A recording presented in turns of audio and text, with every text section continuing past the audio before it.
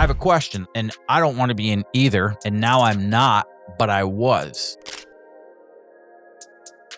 Would you rather be in a very toxic relationship, or would you rather be in active drug addiction? Which torment is worse? I'll tell you what's really bad is when you're in both, and that was me. God almighty, I can't even explain the hell that is. But taking all of that hell, madness, and embracing it and using it to become a better person, to become a better father, son, leader, mentor, those who aren't drug addicts watching this, or haven't been in a toxic relationship watching this, don't do either. Stay away from toxicity, from drugs. Take it from the morons that have gone through this before. It's not fun. I am not Dr. Phil. I am not Dr. Phil. I only speak from my experiences. I've never had crippling depression like I did when I was in a toxic relationship. I didn't get out of bed for a summer.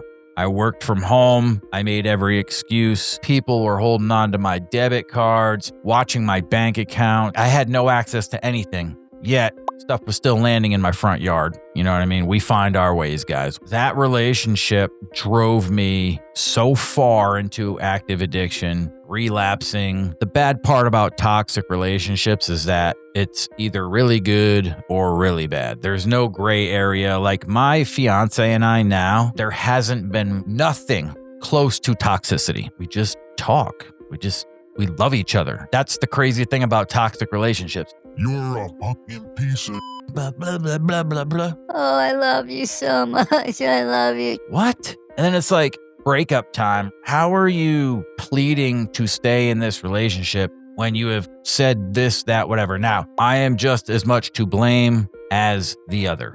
Whatever relationship it was, it's 50-50. I was in active addiction. I was a train wreck. I was a mess. The only thing that really kept me going was the fact that I knew I had inside of me what we're doing now, which is crushing it. The whole point of why I do all this, I want to be able to give back. If I can go help drug addicts, if I can give 2 minutes of relief to somebody struggling, I'm going to do it. It is not fun feeling, you're on an island. You're feeling like nobody loves you. You don't love yourself. You're embarrassed. You're ashamed. You're broken. You're broke. This is the point where you either just say F it and go all the way, or you try to scratch and claw your way out of that hole. I remember after I paid back the last dollar I owed, Take your hat off, boy. That's a dollar bill. I had a $50,000 just personal debt, friends, people, cash, and I remember paying it off. I dropped off $3,500 at my buddy's house. He hugged me and was like, I've been waiting for this hug for so long. We interacted while I owed him the money. Obviously, it made things weird, but he didn't really care at the end of the day. He just wanted to see me happy. Toxic relationships, that person doesn't want to see you happy. They want to see you dying inside. They want to see you're not going anywhere. Yet in their head, I hope you don't go anywhere. And the worst is when there's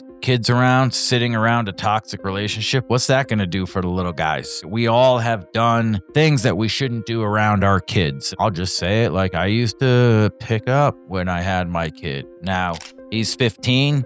We've had this conversation. He loves me. We're good. I'll tell you what my son and I used to do to just make me feel normal, right? I was broke as a joke, and I always just wanted to have good meals with my kids and make my sons feel like dad's doing okay, because they knew, my kids knew. So we used to go to the Marriott down the road, and we used to park in the back and put our hoodies up like we were guests, walk in the back and go to their breakfast. He was little at the time, and afterwards, probably 3-4 years ago, it was like, you remember going to the Hyatt, right? And he's like, yeah, man, those were the best days ever. I'm like, you realize, I know you knew we were going in there acting as if we had, but it wasn't for fun. I had no money and I needed to feed you. That made me feel good. Would you rather be toxic in a toxic relationship or have a drug addiction? So drug addiction is probably the longer of the two. You've got to deal with it forever. When you can cut the head off Medusa in a toxic relationship, you're free. So much hell is crammed into that 1, 2, 3, 4 year relationship, however long. And if you're sitting there right now in a toxic relationship and you know it,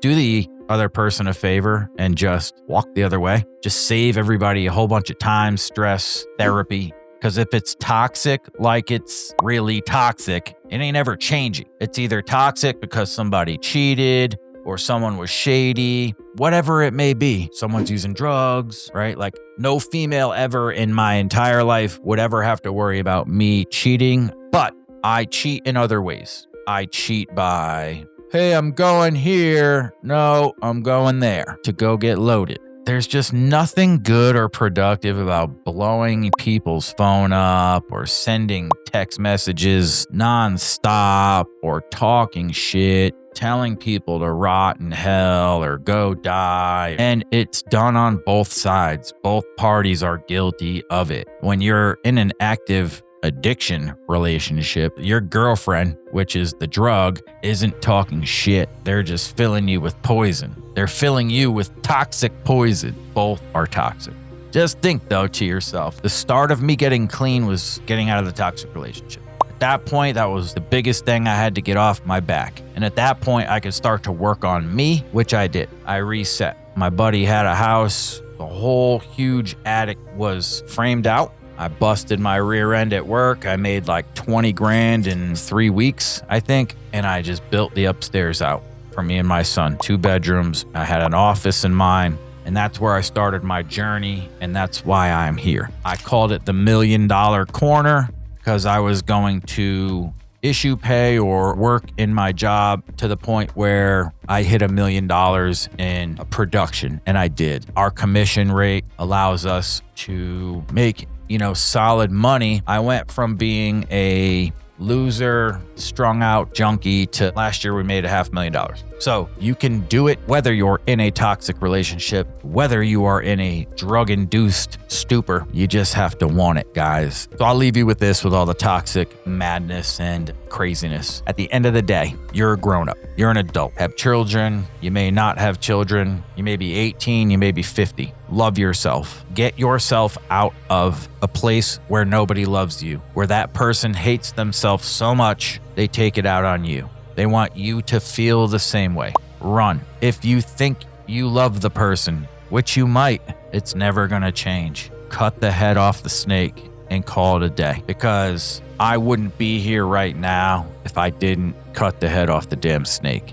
And now I am blessed with the most beautiful daughter on earth, the most beautiful fiance on earth, and a thriving business. It can all be yours. You just gotta love yourself. You just gotta step out. Yeah, it's going to suck. You're gonna be broke. You're gonna be lonely. You're gonna be upset. But I can tell you that the other side is worth it. It's worth it.